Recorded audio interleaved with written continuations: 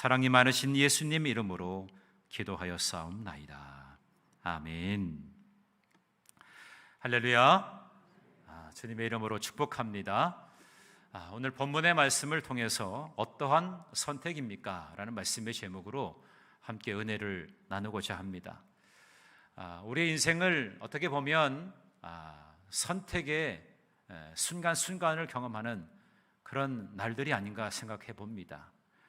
저마다 각자 추구하는 삶의 방식이 다 다르고 또 거기에 맞춰져서 인생을 경영하게 되는데 무엇을 하고 어디로 가야 하고 또 어떤 것을 먹어야 하고 또 나에게 주어진 일을 또 함께 더불어서 누구와 함께 해야 되는가, 이런 선택의 그 과정에 있을 때에 우리는 늘 고민하게 되죠.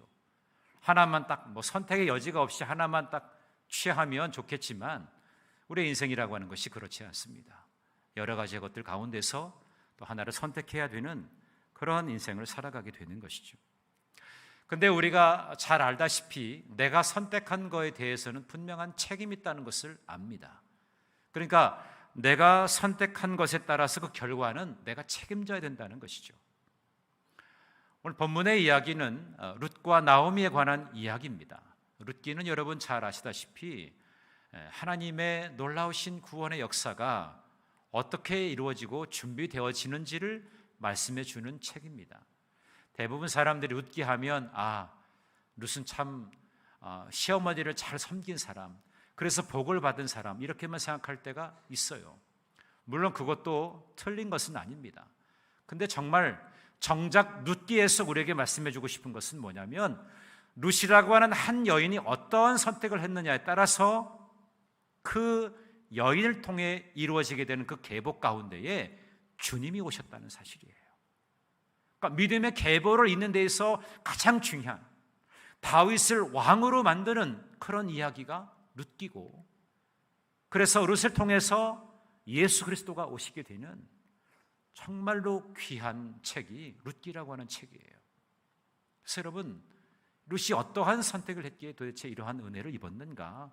오늘 우리도 그러한 여러 가지 선택의 진로에서 무엇을 선택해야 우리가 이러한 은혜를 입을지, 이것을 우리가 생각해 보아야 되겠다는 것입니다. 오늘 룻과 나오미를 일단 비추어 보게 되면 이들은 너무나 대조적인 선택을 하게 되었습니다. 룻은 시어머니 나오미를 만나서 하나님의 백성으로 귀화되는 그런 믿음의 선택을 했습니다. 반면에 나오미는 10년 동안에 정말 흉년이 든 언약의 땅을 탈출해서 이방 지역 모압 땅에서 살게 되었다는 그런 선택을 하게 됩니다. 이 결과는 너무나 큰 차이가 있었다는 거죠. 하나님께서는 신앙적인 선택을 한 이 룻을 구원하셨습니다. 반면에 불신앙적인 선택을 하였던 이 나오미에게는 큰 하나님의 징계가 임하게 되었어요. 자기 남편을 잃고 자기 두 아들을 잃게 되고 자기의 재산을 다 잃어버리게 되는 큰 징계를 받게 되었습니다. 그런 여러 가지 깨어지고 부서진 다음에 나중에 다시금 하나님의 언약의 땅으로 돌아오게 되었습니다. 이 두 사람의 대조적인 면을 돌아보면서 우리는 과연 어떠한 선택을 우리의 인생 가운데 해야 될지, 이것을 다시 한번 돌아볼 수 있는 저와 여러분 모두가 되기를 간절히 바랍니다. 첫 번째, 룻의 선택입니다. 룻은 복의 출발점이 되는 여정이 되었습니다. 이 선택을 통해서 복이 출발되어지는 여정을 갖게 되었다는 것입니다. 룻기의 첫 번째 이 시작은 믿음의 사람 엘리멜렉의 가정을 이야기해 줍니다. 엘리멜렉이라고 하는 그 이름의 뜻은 여호와는 나의 왕이시다, 나는 나의 왕이 되시는 하나님, 이런 뜻을 가지고 있어요. 나의 왕이 되신 하나님. 그러니까 그 이름에서 우리가 알 수 있듯이 하나님을 왕으로 여기고 나의 왕으로 여기고 믿음을 신실하게 지켰던 가정의 그 제사장이라고 볼 수 있죠. 그런 엘리멜렉이 행복하게 믿음으로 베들레헴에서 지냈는데 어느 날 갑자기 흉년이 들어오게 되었습니다. 그래서 결국에 이 아비가 결단을 내리죠. 뭔가 새로운 도전을 위해서 이 모압 땅이라고 하는 이방 땅에 가서 그곳에서 정착하게 됩니다. 다시 한번 재기를 노리기 위해서 이방 땅 모압으로 이게 옮겨지게 되었습니다. 그러나 안타깝게도 엘리멜렉은 먼저 죽음을 맞이하게 됩니다.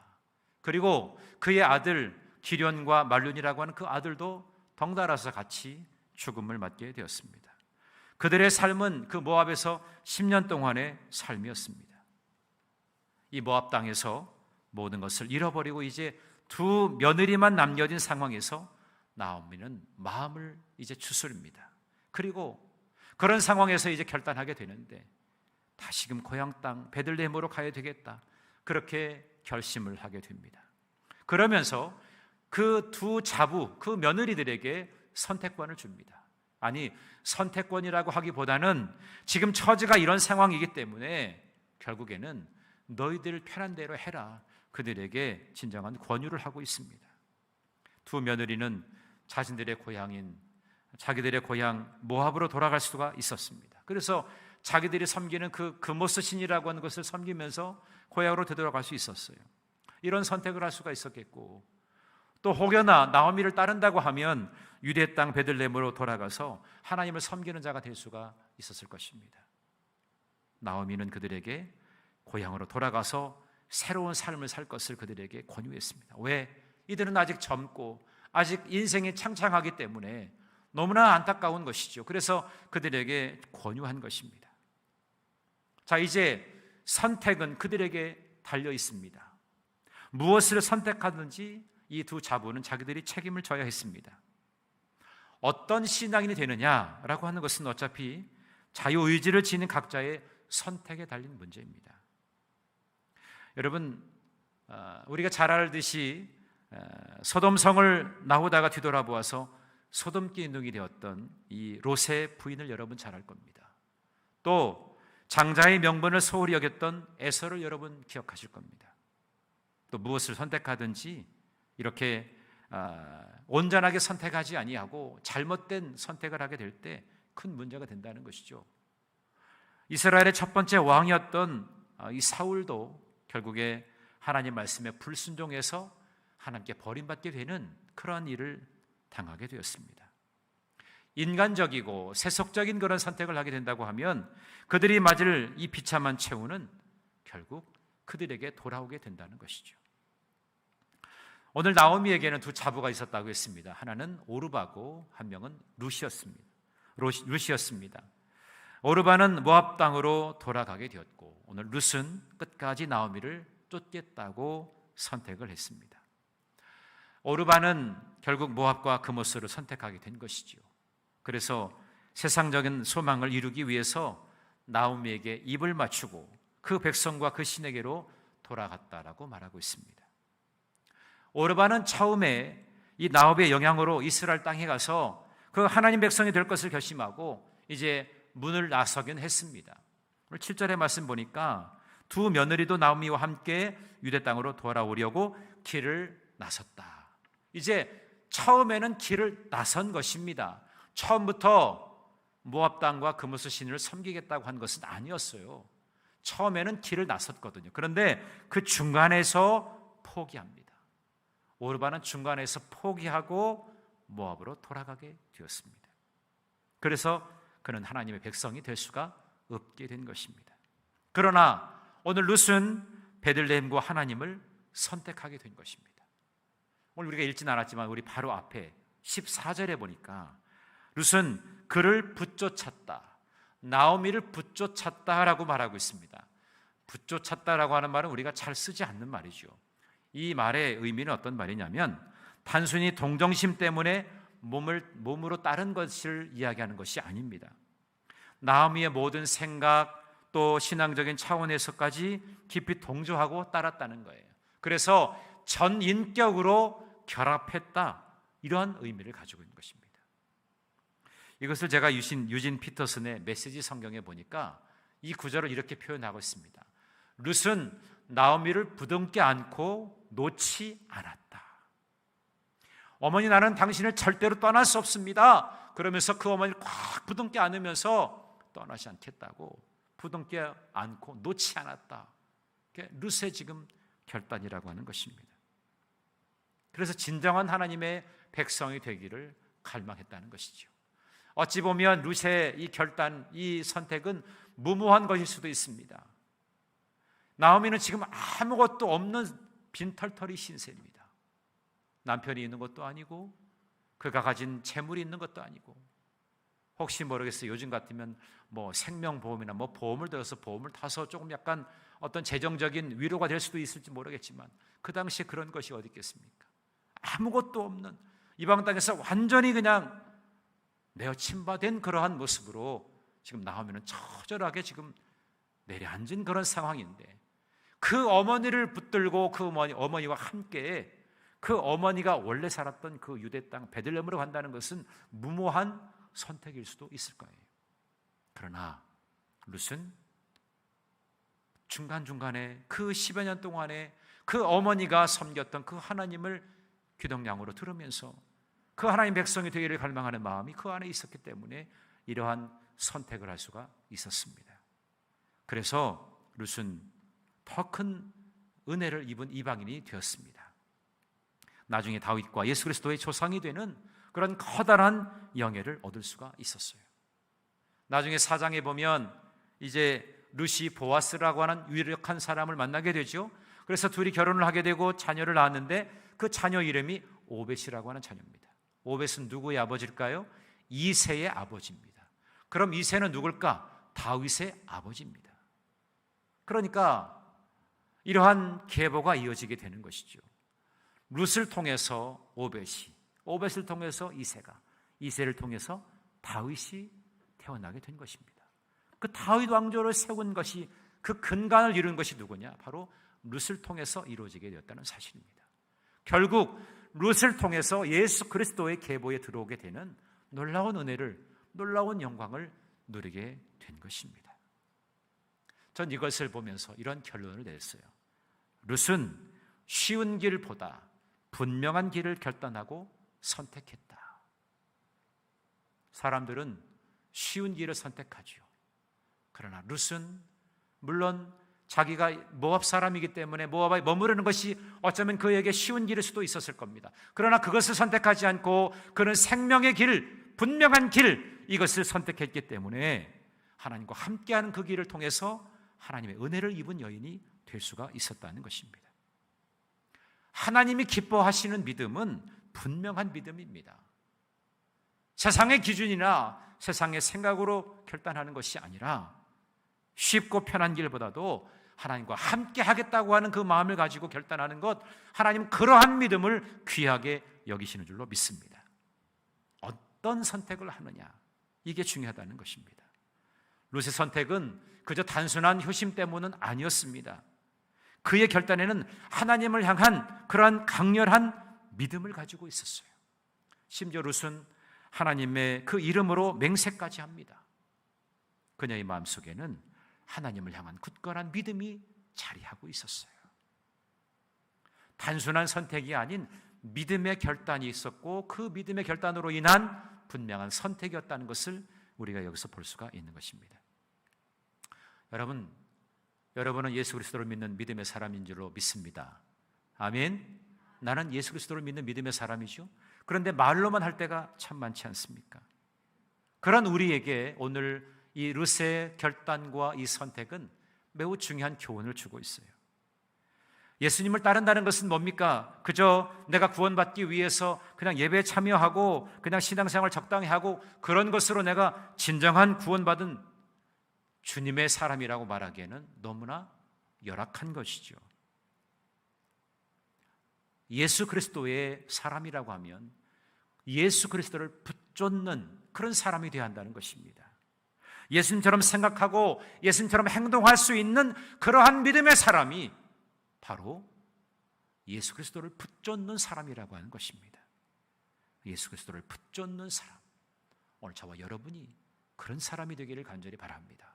내 생각과 기준이 있지요. 그것에 매여서 주님의 놀라운 역사를 제한하는 것이 아니라 때로는 내 생각, 내 계획을 내려놓고 주님의 섬세하신 그 손길을 따르고자 하는 그런 마음의 결단이 우리 안에 있을 때에 비로소 내가 성장하고 있다는 것을 깨닫게 되는 거예요. 그런 우리에게 하나님께서 예비하신 놀라운 복이 임하게 된다는 것을 여러분 기억하시기 바랍니다. 예수님께 붙잡힌 사람들, 붙잡는 사람들, 바로 저와 여러분이 되기를 주님의 이름으로 간절히 축복합니다. 자, 두 번째로 나오미의 선택을 봅니다. 나오미는 자기의 선택을 통해서 쓰디쓴 결과를 초래하게 됩니다. 나오미가 모압에서 큰 아픔을 겪고 다시 고향 베들레헴으로 돌아옵니다. 베들레헴은 이제 나오미가 왔다는 이야기를 듣고 소동이 일어나게 되지요. 그녀의 귀환에 대해서 기뻐하는 사람도 있고 동시에 충격에 빠진 사람들도 아마 있었을 것입니다. 10년 전에는 엘리멜렉과 나오미가 말론과 기륜이라고 하는 두 아들, 그래서 4명이 모압에 갔다가 지금 다시 10년 후에 돌아온 그 형편은 나오미와 또 전혀 낯선 한 이방 여인을 데리고 온 것뿐이었습니다. 4명으로 갔다가 2명으로 줄여서 올 수밖에 없었다는 거예요. 남편도 자녀들도 없었어요. 대부분 좀 외국에 나가거나 먼 곳에 갔다가 다시 되돌아오게 되면 대부분 꿈꾸는 것이 뭡니까? 금이 환향이지요. 비단 옷을 입고 황금마차를 타고 멋지게 좀 현수막도 걸고, 그래서 누가 이렇게 멋지게 출세해가지고 왔습니다. 그런 것들을 꿈꾸고 소망하지 않습니까? 그러나 나오미에게는 전혀 어울리지 않았습니다. 원래 나오미라고 하는 그 이름의 뜻이 사랑스러운 자라고 하는 뜻입니다. 사랑스러운 자. 그 하나님께 은혜를 입은 자로 늘 모든 사람을 사랑으로 보듬어주는 정말 사랑스러운 자였다고 하는데, 이제는 그 이름과는 너무나 다른, 정말 너무나 다른 대조적인 그런 처지가 되고 말았다는 것입니다. 남편과 2 아들을 잃어버린 비극적인 신세에서 그런 자기 스스로 이렇게 이야기하죠. 나를 나오미라고 부르지 말고 마라라고 불러라. 여러분, 우리 마라는 많이 여러분 경험해 보셨죠? 마라의 뜻은 뭡니까? 쓰라림이다, 또 고통이다, 괴로움이다, 이런 뜻을 갖고 있지 않습니까? 나는 그렇게 큰 고통을 경험한 자다, 이런 이야기죠. 나오미 가정은 이렇게 10년 만에 핀털털이 신세가 되고 말았습니다.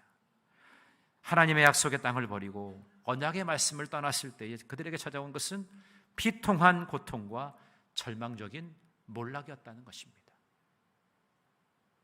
여러분, 하나님의 백성에게 있어서 유대 땅과 베들레헴은 어떤 의미입니까? 하나님의 약속이 성취되어지고 또 약속이 이루어지는 곳이 바로 이 언약의 땅 유대 베들레헴 아니겠습니까?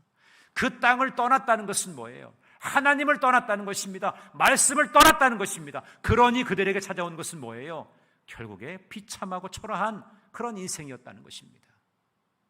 사사시대에 이스라엘의 흉년을 겪은 것, 그리고 오늘 이 나오미의 가정이 실패한 것, 모두가 공통점이 무엇입니까? 하나님의 언약의 말씀을 벗어나서 하나님을 떠난 그런 결과였다는 것입니다. 하나님을 떠나서 진정한 행복을 얻을 수 있는 것은 없습니다. 창세기 3장에 보면 아담과 하와가 에덴 동산에서 그렇게 풍성하게 누릴 수 있는 그런 공간에서 그들이 얼마나 행복했겠습니까?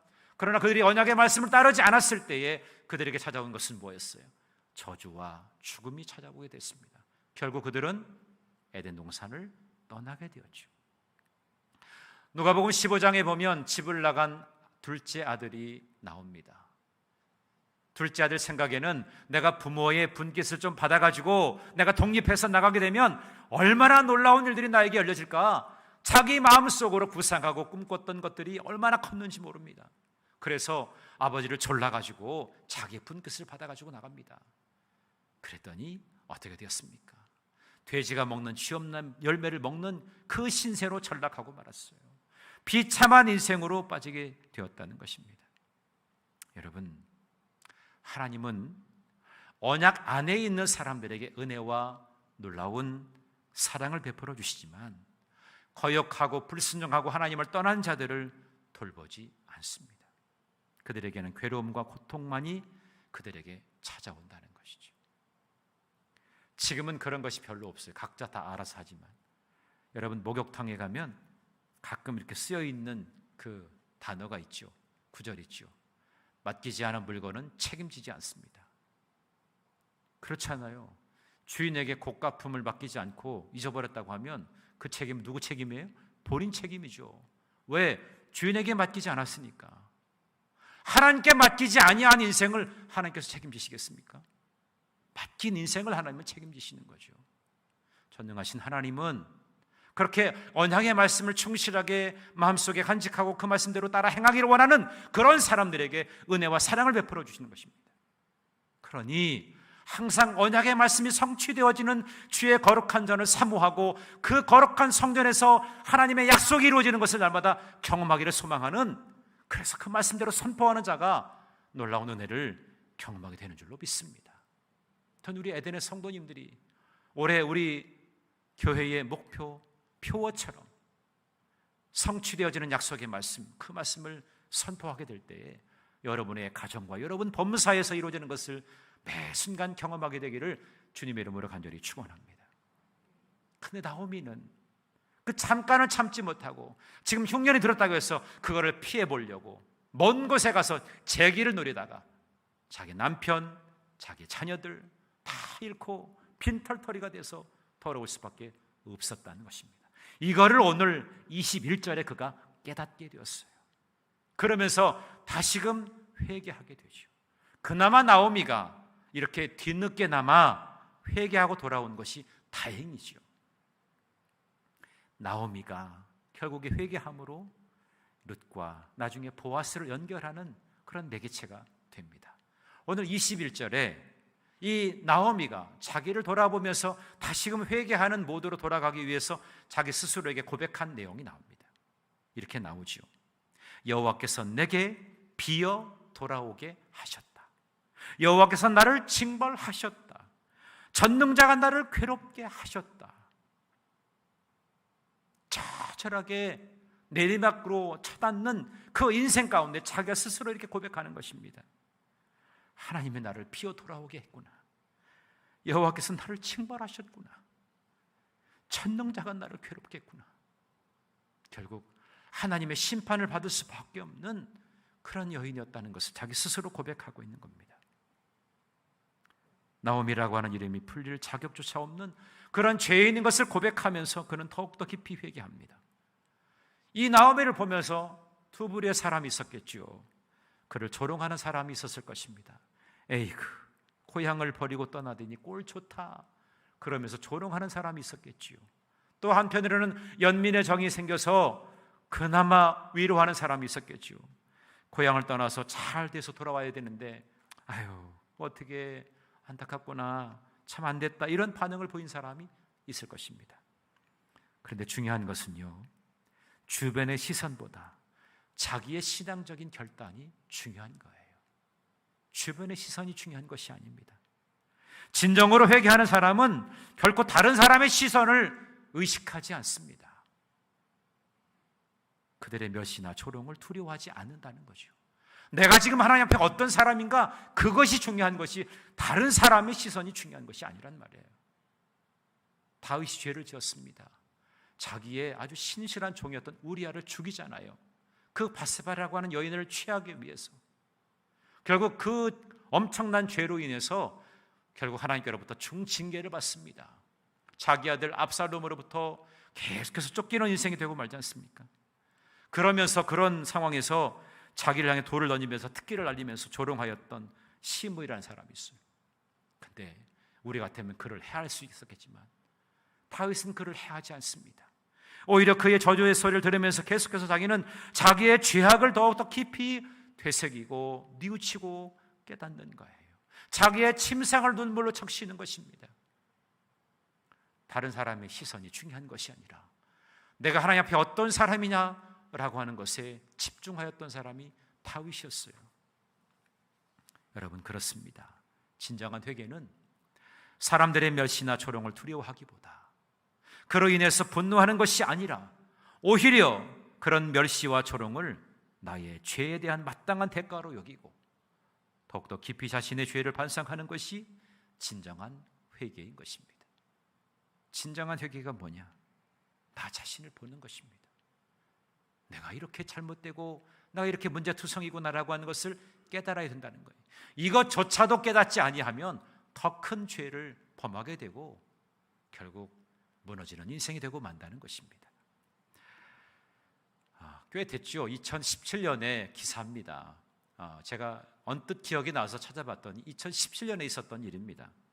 미국 체조 선수를 상습 폭행하였던 팀 닥터 레리 나사르라고 하는 사람이 있습니다. 이 사람에 대해서 법원이 몇 년형을 구형했냐면 175년형을 구형했어요. 175년형. 여러분, 무기징역은 들어봤어도 175년형은 들어보셨습니까? 아주 옛날 것도 아니고 최근에 그런 구형한 사건입니다. 일반적으로 우리가 이해하기 어려운 구형이죠. 175년을 넌 감옥에 살아라, 이런 말입니다. 이 사건을 담당했던 판사가 이런 이야기를 했습니다. 아킬리나라고 하는 이 판사가 이런 판결문을 이야기했어요. 당신의 행위는 사형감입니다. 당신은 감옥 밖으로 걸어 나올 자격이 없습니다. 당신의 그 추행은 비열하고 기만적이고 철저하게 계산된 것입니다. 그렇게 이야기했다는 거예요. 이 나사르라는 사람은 30년간 팀 닥터로 있으면서 156명에 달하는 그 선수들에게 아주 못된 짓을 했던 것입니다. 이 사람은 자기가 지은 죄에 대해서 전혀 죄책감을 느끼지 못했어요. 최소한의 양심의 가책이 없었기 때문에 이러한 중형을 받게 된 것입니다. 여러분, 진정한 회개는 뭡니까? 지금 하나님 앞에 내가 어떤 모습인가라고 하는 것을 발견해야 돼요. 발견하지 못하고는 진정한 회개가 될 수 없습니다. 그저 태연한 척, 나는 아닌 척 하는 것이 우리에게 있어서는 안 된다는 거죠. 여러분, 하나님 앞에 진실하십니까? 아니면 하나님을 이용하십니까?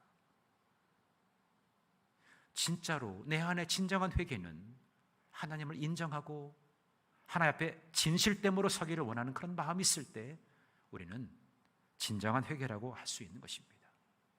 죄를 회개할 뿐 아니라 그 죄에 대한 대가도 때로는 기꺼이 치르고 그 죄에서 완전히 돌이키는 것, 그것이 진정한 회개라고 하는 것입니다. 나오미에게 이러한 진정한 회개의 마음이 있었기 때문에 앞으로 열려지게 되는 그 인생의 행로가 조금씩 달라지기 시작했다는 것입니다. 나오미는 한때 모압을 선택했지만 룻은 하나님이 계신 유다 베들레헴을 선택했습니다. 세상적인 기준으로 결정한 것이 아니라 말씀의 기준, 하나님을 기준 삼아서 룻은 선택한 여인이었습니다. 믿음으로 결정하고 그 결과는 전적으로 하나님께 맡기는 그런 모습을 보인 것이 바로 룻이라고 하는 여인이었어요. 여러분, 인간적인 방법으로 당장 그 기근을 피해 보려고 모압 땅으로 돌아간 이 나오미는 풍성한 삶이 아니라 상실과 궁핍의 아픔을 안고 고향으로 돌아오게 되었습니다. 마라와 같은 인생이 되어버리고 만 거죠. 우리의 힘과 능력으로 우리 인생의 빈 그릇을 채울 수는 없습니다. 하나님이 기뻐하시는 삶을 살아야 우리에게 진정한 회복이 있고 채움이 있게 되는 것입니다. 중요한 것은 우리가 어떤 선택을 해야 되느냐라고 하는 것입니다. 어떤 선택이기를 원하십니까? 그 기준이 나의 안목이냐 아니면 주님이 기뻐하시는 그 기준이냐, 이거에 따라서 분명한 결과가 달라진다는 것을 우리는 알아야 됩니다.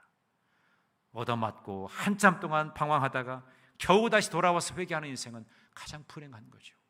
얻어맞기 전에, 방황하기 전에 주님을 만나서 주님을 내 삶의 주인으로 모셔드려서 그분으로 인하여 기뻐하는 그 삶의 기준이 될 때 영광스러운 이 룻과 같은 인생이 될 수 있게 될 줄로 믿습니다.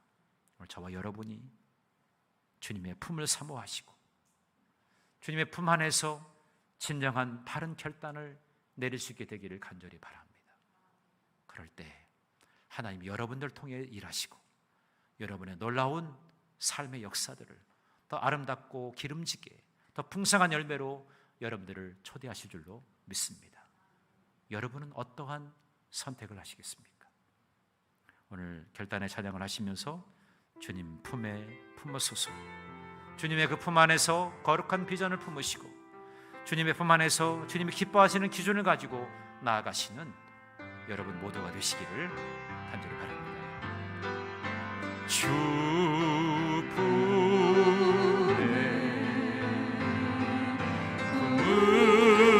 품으소서,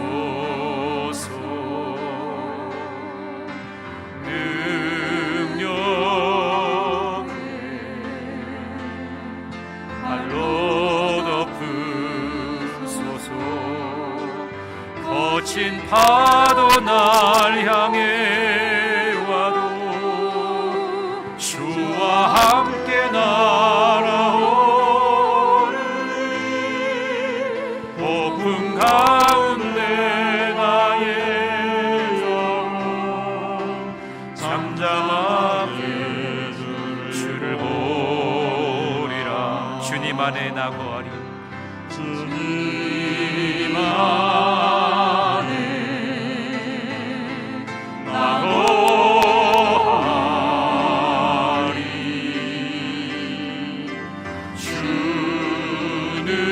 주는요